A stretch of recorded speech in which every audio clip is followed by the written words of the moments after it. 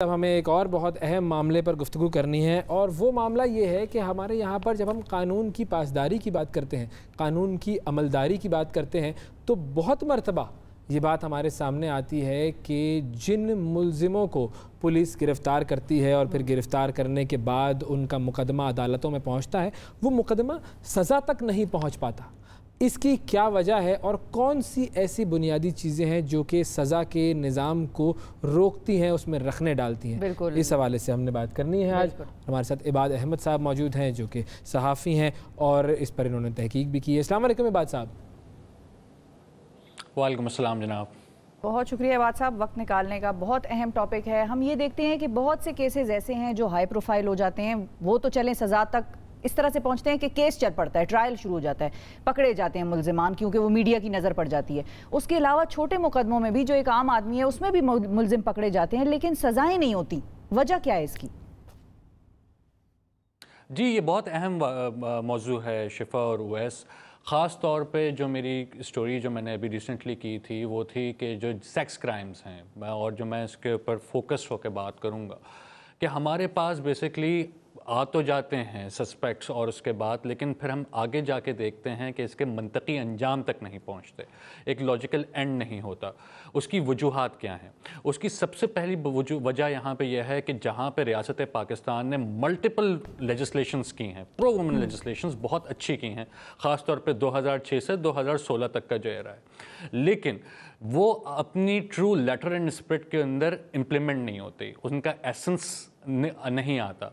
वजह यह है कि आपके कोर्ट्स, आपकी पुलिस, आपके यहाँ पे जो मेडिकल लीगल एग्जामिनेशंस, इसमें फॉल्ट्स बहुत हैं। हमारे यहाँ पे कवानीन तो बहुत बन जाते हैं, लेकिन उसके अंदर यहाँ पे अमल कितना हो रहा है उसको कोई देखा नहीं जाता। हमारे पास यहाँ पे 3 से 4 महीने के अंदर लीगली मैंडेटेड है कि जो आपके जेंडर के हवाले से सेक्स क्राइम्स जो हैं उसके ऊपर कोई ना कोई वर्डिक्ट है, लेकिन रिसर्च देखी गई है कि इसके ऊपर एवरेज जो होता है वो है 16.8 मंथ्स। तो अब यहाँ पे इतना तवील क्यों हो रहा है, इसके ऊपर अभी रियासत पाकिस्तान ने निगाह नहीं डाली है। अच्छा, अब अगर क्यों हो रहा है पे हम निगाह डालना शुरू करें थोड़ी सी, तो क्या हम प्रैक्टिकल समझते हैं कि 3 महीने के अंदर एक केस का फैसला होना चाहिए? क्योंकि जाहिर है जो इदारे जो तहकीकात कर रहे होते हैं उनकी भी अपनी रिक्वायरमेंट्स होती हैं और उनके भी अपने मराहिल होते हैं, और तो अगर उनके भी अपनी सुस्तियां और कॉम्प्लेसेंसियां भी होती हैं, वो भी है। लेकिन मैं कह रहा हूं कि अगर हम ये सोचें कि चलें सिस्टम बेहतर है, सब काम कर भी रहे हैं, तो क्या प्रोसेस इतना हमने अनरियलिस्टिक टारगेट तो नहीं सेट कर दिया कि बस 3 महीने में हमने ये करना है? देखिए, अभी यहाँ पे जिसके अंदर बहुत अच्छा सवाल है यहाँ पे, मगर मेरी नज़र में कि अगर यहाँ पे हर जिस तरह जेंडर कोर्ट्स बनी हैं, राइट, उन जेंडर कोर्ट्स के अंदर यहाँ पे हम अगर वो जो केसेस की फ्रिक्वेंसी तेज़ रखें, तो अगर 3 महीने नहीं तो 4 महीने में हो सकता है। जिस तरह एंटी रेप ऑर्डिनेंस यहाँ पे अभी रियासत पाकिस्तान लाई है और प्रेसिडेंट ने साइन किया है, तो हमारे पास एज़ कम्पेयर टू अगर 3 महीने नहीं तो अगर 1 महीना ज़्यादा बन जाए तो कुछ ना कुछ समझ में आता है। मसला यहाँ पर यह है कि वो जो केसेस हैं, कन्विक्शन रेट आपकी वॉर अगेंस्ट रेप की यहाँ आती है कि 3% या उससे भी कम है। जब तक आप उस चीज़ को मैंडेट नहीं करेंगे कि ये एक पर्टिकुलर डेज हैं और इसके अंदर फैसला आएगा, आप देखेंगे डेटरेंट कोई नहीं होगा। आज आप यहाँ पे सबसे बड़ा मसला हमारे पास ये है, ख़ास तौर पे जेंडर के ऊपर, कि लोगों के अंदर सेंस ऑफ इम्प्यूनिटी है कि हाँ, मैं कुछ भी कह दूँ, कुछ भी कर दूँ, मुझ पे यहाँ पे एक्शन नहीं लिया जाएगा। उस चीज़ को रोकने के लिए आपने, और ये बहुत आसान काम है वैसे, मैं यहाँ पे, मुझे अगर आप इजाज़त दें ये कहने की, कि यहाँ पे इस वक्त कोई रखना नहीं डालेगा, कोई इसको रोकेगा नहीं। आप यहाँ पे पॉलिटिकल पार्टीज हों, सिविल सोसाइटी हो या इदारे हों, वो हर एक इस चीज़ पे हैं कि हाँ, इन इश्यूज़ के ऊपर हमें हल करना है। We can't afford to be next India, right, कि जहाँ पे sex crimes off the charts बहुत ऊपर हैं, हमें यहाँ पे पहले से रोकना है। तो यहाँ पे इस वक्त रियासत की और माशरे की जिम्मेदारी है कि यहाँ पे इसके अंदर कोई ना कोई एक ऐसी लेजिस्लेशंस तो हो रही हैं, उन लेजिस्लेशंस के ऊपर अमल हो। तो अब अमल करने की अगर हम बात करें तो प्रॉब्लम आती कहाँ पर है? हम अगर स्टेप बाय स्टेप लेकर चलें कि फॉर इंस्टेंस पुलिस जो है उसको तहकीक करने में वक्त क्यों लगता है, तो उस वक्त लगने की वजह से ज़ाहिर है ड्यूरेशन बढ़ जाता होगा, तो वो प्रॉब्लम्स क्या है? फॉर एग्जांपल पुलिस के हवाले से अगर हम बात करें, पहले पुलिस के हवाले से सबसे बड़ी प्रॉब्लम जो यहाँ पे ये है, स्पेशलाइज्ड नहीं है। मैं जिस स्टोरी के ऊपर ये जो यहाँ पे ये है, यहाँ पे एक केस मैं आपको हवाला देता हूँ, फैज़ रहमान केस। फैज़ रहमान केस के अंदर यहाँ पर उनकी बेटी का, 8 साल की बेटी थी, वो जाते हैं शादी में और यहाँ पे पता चलता है 2 दिन के बाद कि रेप और उसके बाद किल्ड। 3 साल के बाद फैसला आता है कि जनाब पुलिस ने जो एविडेंस था उसको वॉश आउट कर दिया, वो जो डीएनए थे उसको कंटेमिनेट कर दिया। आज उसके बाद तमाम सस्पेक्ट छोड़ दिए गए। सवाल यहाँ पे ये है कि क्या वो जो एक पर्टिकुलर केसेस हैं उस हवाले से बड़े बड़े 5 स्टार होटल्स के अंदर प्रेजेंटेशंस के बाद उसके कोई रिजल्ट्स निकल रहे हैं? क्या आपके पास स्पेशलाइज्ड प्रोसिक्यूटर्स हैं? एफआईआर पे जो होता है, मैंने क्योंकि अभी कुछ केसेस में देखा, एफआईआर में ये होता है कि पुलिस आपसे कहती है, मिसाल के तौर पे मैं गई हूं अगर उनके पास कि मेरी गाड़ी पे किसी ने पत्थर मारा या कुछ किया, तो वो कहेंगे आपने तो देखें एफआईआर में, हमें क्या पता कौन सी दफात लगानी है, आप हमें बताएं कौन सी दफात लगानी है। पाकिस्तान में पुलिस ये काम भी कर रही है। तो एक आम बंदा जो एफआईआर लिखवाने जाता है उसको साथ वकील भी ले जाना पड़ता है, या वो वकील को पैसे दे के अपने दफात उससे पूछता है और फिर वो एफआईआर कटवाते हैं जिसमें दफात हो। अदरवाइज तो एफआईआर बड़ी वीक होगी। और पुलिस अब ये भी हमसे, शहरियों से एक्सपेक्ट कर रही है कि हम उनको बताएं कि कौन सी दफात है। हर बंदे ने तो कानून नहीं ना पढ़ा, ये तो पुलिस की एक्सपर्टीज में शामिल होना चाहिए जी। इस पे क्या कहेंगे आप? जी, अब यहाँ पे इस वक्त यहाँ पे कि जो भी, अब इसका जवाब यहाँ पे यह है कि जो भी लेजिस्लेशन हो रही है, जो भी कानूनी एंगल्स हैं, वो वहाँ पे जो पुलिस स्टेशन है, जो वहाँ पे इन्फोर्समेंट है, क्या उनको बताया जा रहा है, उनको अवेयर किया जा रहा है? वो अपने उसी माइंडसेट के साथ बैठा हुआ है पुलिस वाला 1980 1990s का, उसे नहीं पता कि यहाँ पे वो अवेयर नहीं है, वो सेंसिटाइज्ड नहीं है। और उसकी सेंसिटाइजेशन की जिम्मेदारी वही रियासत पे आती है, प्रोविंशियल गवर्नमेंट्स और फेडरल पे ऊपर। यही वो जो एक बात है कि आप यहाँ पर ख़ास तौर पे सिंध में, आज आप यहाँ पे सिविल सोसाइटी का कोई मेंबर आता है, बैठता है, मुर्तज़ा वहाब उनके साथ, वो कहते हैं कि जी ये लेजिस्लेशन करनी है, 4 महीने के अंदर वो लेजिस्लेशन हो जाती है। क्रेडिट वेयर इट्स ड्यू, बहुत अच्छी बात है, मगर वो क्या अपने ग्राउंड के ऊपर क्या वो डिजायर्ड रिजल्ट्स दे रहा है? सही है। अच्छा, अब पुलिस से हम आगे बढ़ते हैं। लेजिस्लेशन हुई, पुलिस के पास एक मुकदमा आया, किसी तरीके से एफआईआर दर्ज हुई, मामला हुआ, पुलिस ने पकड़ा मुलजिम को। अब हम नेक्स्ट लेवल पर चले जाते हैं, तफ्तीश में क्या मसाइल होते हैं, और फिर अदालतों की तरफ जब हम जाते हैं तो वो भी हमें ज़रा आसान अल्फाज में लोगों को समझाना पड़ेगा कि कैसे वहाँ पर इश्यूज आ सकते हैं।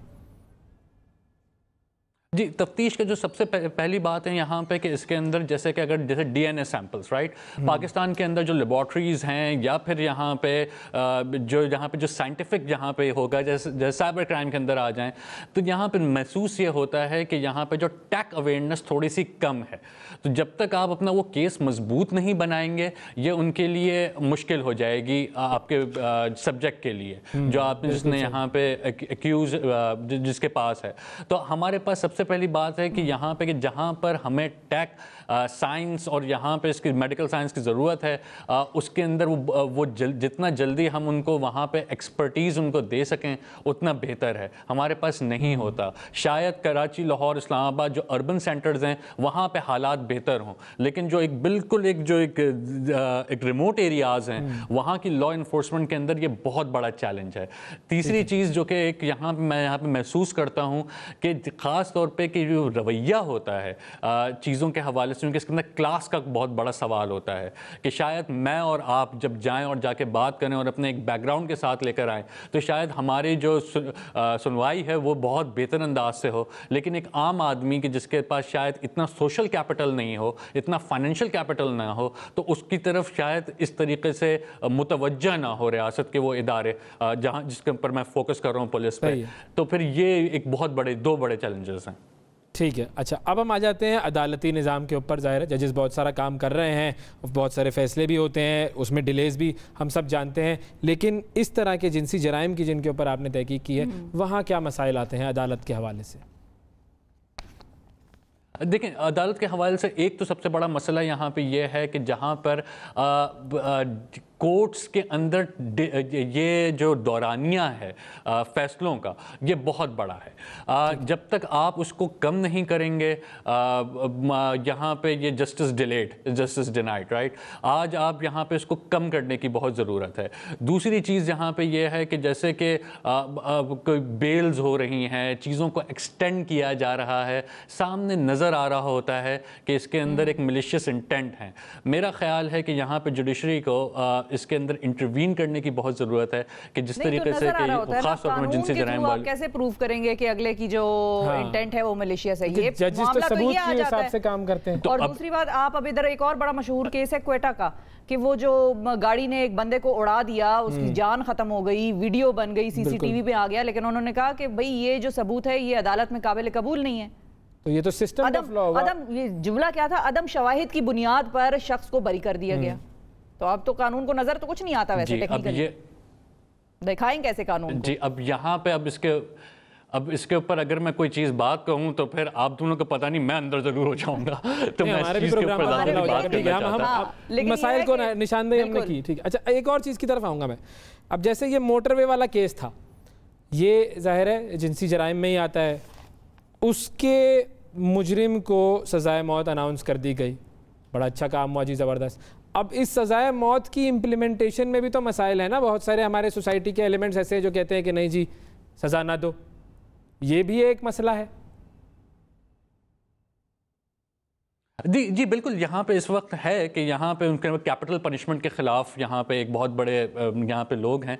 मैं इसके अंदर अब ऑब्वियसली मैं अपनी ज़ाती राय रख सकता हूँ। मैं यहाँ पे ऑब्वियसली मैं क्या समझता हूँ, मेरा ख़्याल है कि माशरे के अंदर से जब जज़ा और सज़ा का कानून ख़त्म हो जाए तो फिर माशरे के अंदर फिर आप जस्टिस नहीं लेके आ सकते। ये मेरी नज़र में एक खुदाई कानून है और एक यहाँ पे इसके अंदर एक इंसानी वही की अहमियत एक तरफ है। अक़ल शायद आपको कुछ कहे, लेकिन अक़ल हमेशा वही के ताबे होती है। और जहाँ पे जब यहाँ पे हो गया है कि यहाँ से क़िसास है और यहाँ पे इस वक्त अगर एक यहाँ कैपिटल पनिशमेंट होनी चाहिए, मेरी नज़र में, मेरी ज़ाती राय है। और इन जो पर्टिकुलर सेक्स क्राइम्स हैं इनको रोकने के लिए अगर आप कैपिटल पनिशमेंट अवॉर्ड नहीं करेंगे, अगर आप एक मिसाल नहीं बनाएंगे, इसका कतई ये मतलब नहीं है कि इंस्टीट्यूशनल रिफॉर्म्स ना हो, बिल्कुल हो। इसका कतई मतलब नहीं है कि स्ट्रक्चरल गैप्स को फुलफिल ना किया जाए, बिल्कुल किया जाए। इसका कतई मतलब नहीं है कि सिर्फ उठा के लोगों को टंगा दिया जाए, नहीं। लेकिन अगर आप डिटरेंट को हटा देते हैं, आप यहाँ से इसके अंदर। और आखिरी चीज़ वैसे मैं एक चीज़ ज़रूर कहूँगा, देखिए सोसाइटी टू सोसाइटी चीज़ें वेरी करती हैं। एक चीज़ जो स्कैंडिनेवियन सोसाइटी में, स्वीडन, डेनमार्क, नॉर्वे में हो सकती है, ज़रूरी नहीं है कि मैं उठाऊं और उठा के उसको मियाँ चुन्नू, फैसलाबाद और बिहाड़ी के अंदर इम्प्लीमेंट कर लूँ। सोसाइटीज़ मुख्तलिफ हैं, उनको समझना चाहिए।